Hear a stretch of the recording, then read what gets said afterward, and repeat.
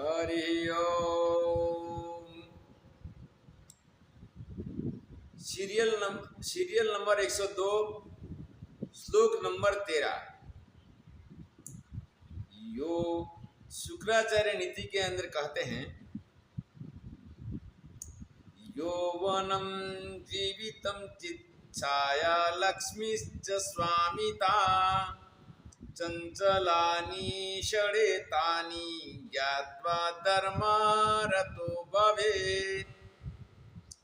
यौवनम, शरीर के 6 विकार बताए हैं। जायते अस्ति वर्धते विपरिमणते जोय अपक्षयते विनिष्टते, षट विकार कहिए सोय। तो युवानी तो जाने वाली है, जवानी जवानी।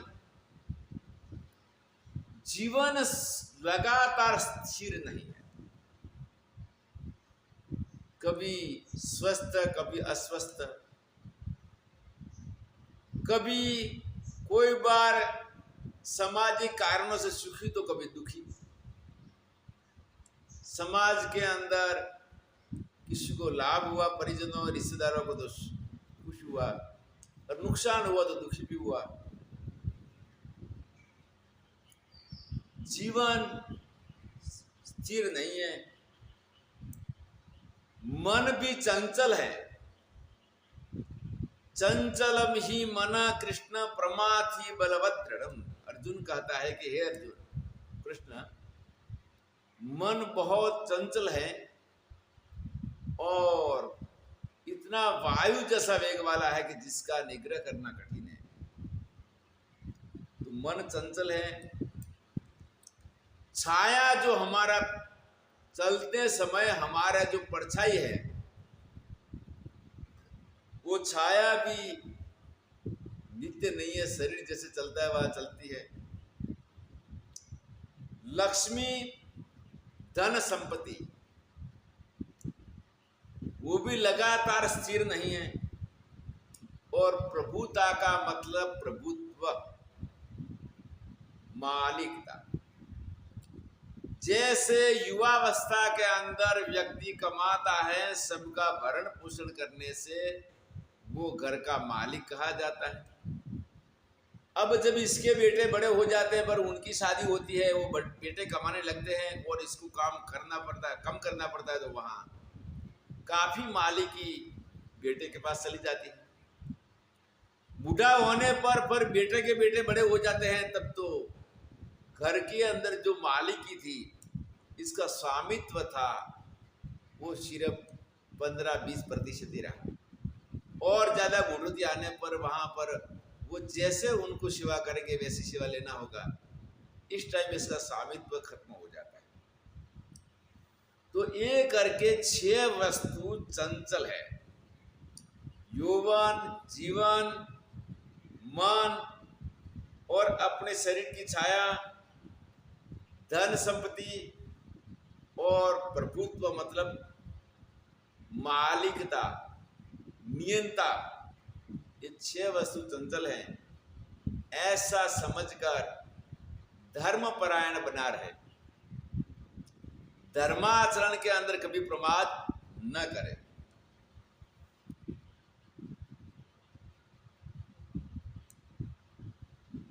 सीरियल नंबर 106, श्लोक नंबर 14। मांडुक्य उपनिषद के अंदर कहते हैं, पूर्वे वयसि यत् कुर्यात् येन वृद्धः सुखं वसेत्, यावत् जीवेन यत् कुर्यात् येन मूत्रं सुखं वसेत्। पूर्वे वयसि यत् कुर्यात्, पूर्वे वैसी मतलब युवावस्था के अंदर ऐसा परिश्रम और धन का संग्रह करे जिससे अपना जीवन आखिरी तक सुखपूर्वक व्यतीत हो सकता है, जिससे वृद्धावस्था सुखपूर्वक जा सकती है।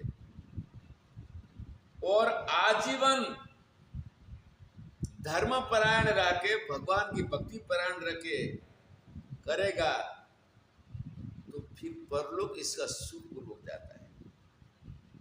कार्य के लिए अपनी क्षमता चाहिए।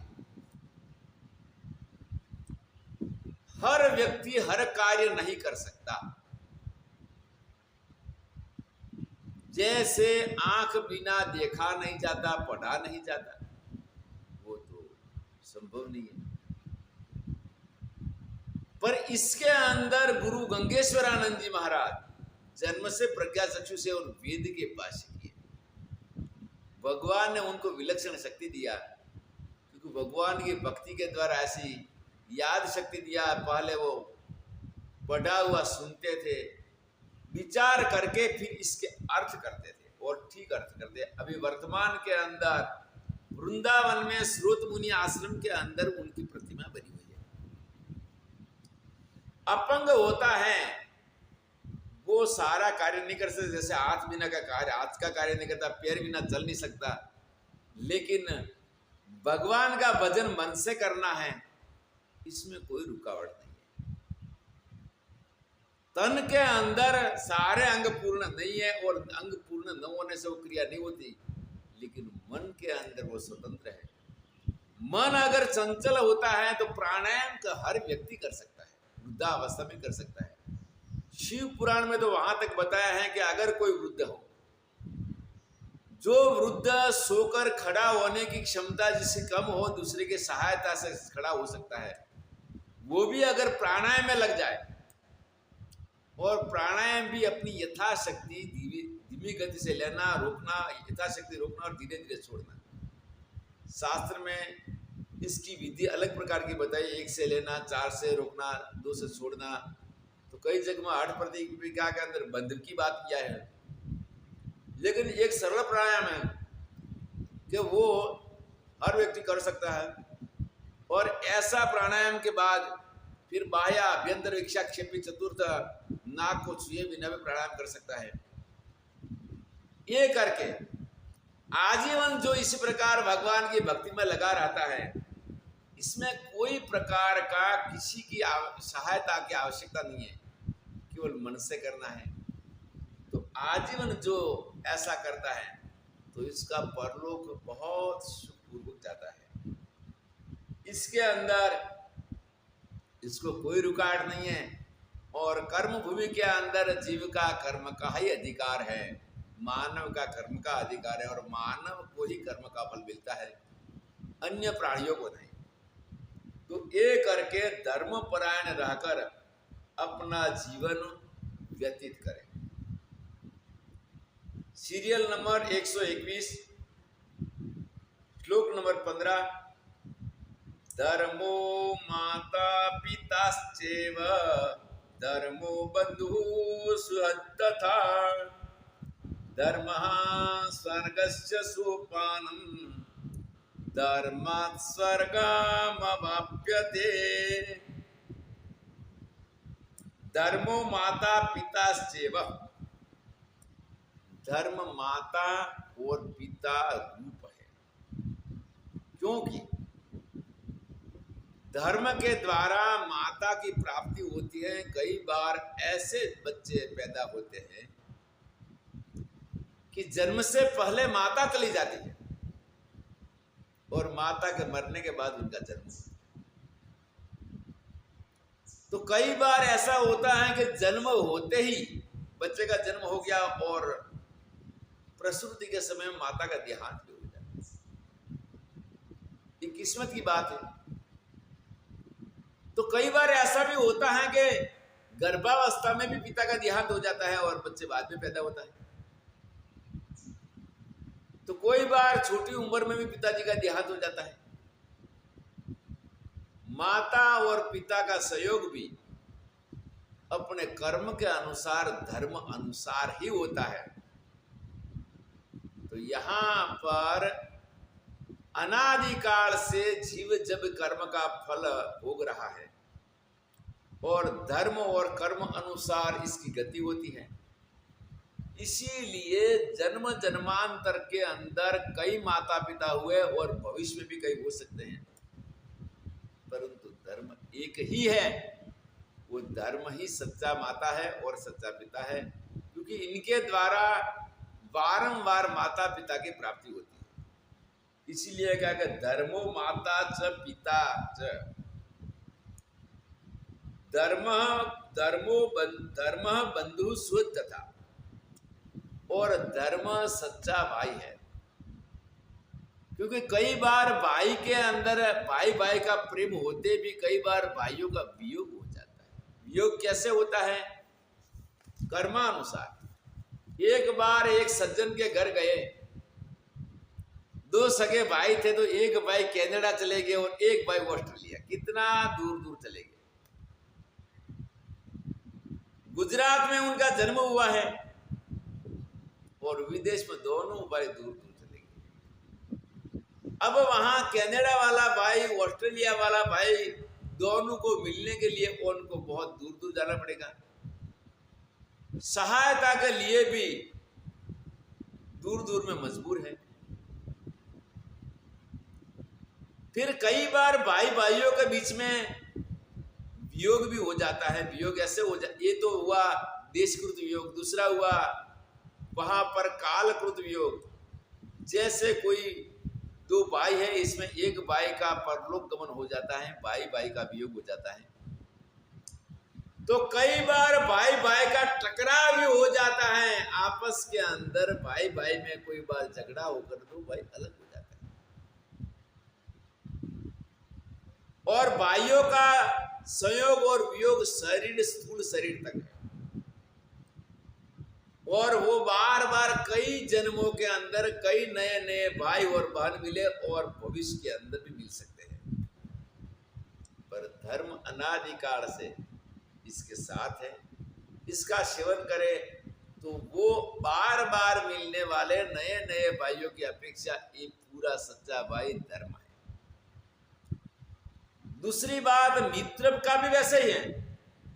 मित्र का सहयोग हो जाता है, कभी मित्रों के आपस में मतभेद होने से वियोग हो जाता है, कभी कालकृत वियोग जैसे भाइयों को होता है। मित्र का कोई परलोक गमन हुआ तो कोई बार देशकृत वियोग हो जाता है, दोनों मित्र अलग अलग देशों में चले जाते हैं। पर धर्म लगातार साथ रहता है, इसीलिए धर्म ही सच्चा मित्र है। धर्म स्वर्गस्य सोपानम, और धर्म ही परलोक स्वर्ग के अंदर जाने की सीढ़ी है। धर्म के द्वारा ही स्वर्ग को प्राप्त किया जाता है,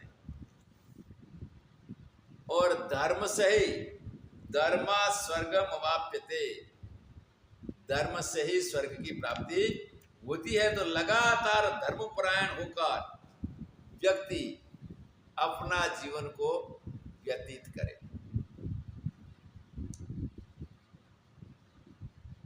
सीरियल नंबर 124, श्लोक नंबर 16, महाभारत शांति पर्व। अवधार्यमतं तेषां बुधानां धर्मदर्शिनां नियच्छ परया बुद्ध्या चित्तमुत्पत्तगामि वे। अवधार्यमतं तेषां बुद्धानां धर्मदर्शिनां, जो धर्म के दर्शक, जो विद्वान है, विद्वान जो धर्म के दर्शक हैं और साथ साथ धर्म के प्रवर्तक। क्योंकि आचार्य की व्याख्या भी ये बताया है, स्वयं आचरण, स्वयं आचरण करते अन्यान आचरेति इति आचार्य, स्वयं आचरण करते हैं और दूसरे को आचरण करवाते हैं, और वो भी शास्त्र अनुकूल, शास्त्र विहित, शास्त्र निषिद्ध है। तो ऐसे विद्वानों का मत को धारण करना चाहिए, किसका? कि जो लोग विद्वान हैं और साथ साथ उसके अंदर उनका आचरण भी है। नियच्छ परया बुद्ध्या चित्तमुत्पत्तगामि वे, और जो शास्त्र निषिद्ध या शास्त्र निषिद्ध न हो, तो शास्त्र में जिसका विधान भी न हो, निषेध भी न हो, केवल ये बात मनमुखी हो, मन में जैसा है वैसे बोल देना। मन में जैसा है वैसा बोल देने से इस प्रकार की कोई व्याख्या करते हैं, कोई भी प्रकार का कथन करते हैं, तो वो कथन को कभी मान्य न करें।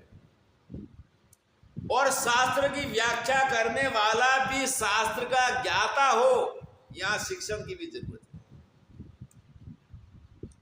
शास्त्र का ज्ञान, शास्त्र पढ़ने के लिए भी शिक्षण की जरूरत है। वो शास्त्र का शिक्षित व्याख्या व्यक्ति अच्छी व्याख्या कर सकता है, अन्य नहीं। तो यह एक बात है कि भाई शास्त्र में जिसने शास्त्रीय आचार्य नहीं किया है और दूसरे भाष्यकारों ने इसका अनुवाद किया है गुजराती में, हिंदी में, तो भी इसका ज्ञान होगा, हाँ जरूर होगा, लेकिन नाम मात्र होगा। और व्याख्या करने वाला व्यक्ति शास्त्रीय आचार्यों के लिए व्याख्या नहीं करता है, सामान्य जनता के लिए कर रहा है कि भाई मोटा मोटा अर्थ इसमें दिया जाए। ठीक रूप से अगर गहराई में अर्थ लेना है तो वहां व्याकरण और दर्शन करना होगा। तो ये करके जो शास्त्रीय व्याख्या करके शास्त्र के अनुसार अपना जीवन व्यतीत करके जो धर्म का उपदेश करता है तो वही हमें मान्य है। अन्यथा कोई मनमुखी धर्म वार्ता कोई करता है तो ये बात हमें मान्य नहीं है। ये करके धर्मपरायणता के लिए वहां पर शास्त्रीय विद्वान और जिसका आचरण है जिसमें हो, इसी की बात मान्य करना चाहिए। हरि ओम तत्सत।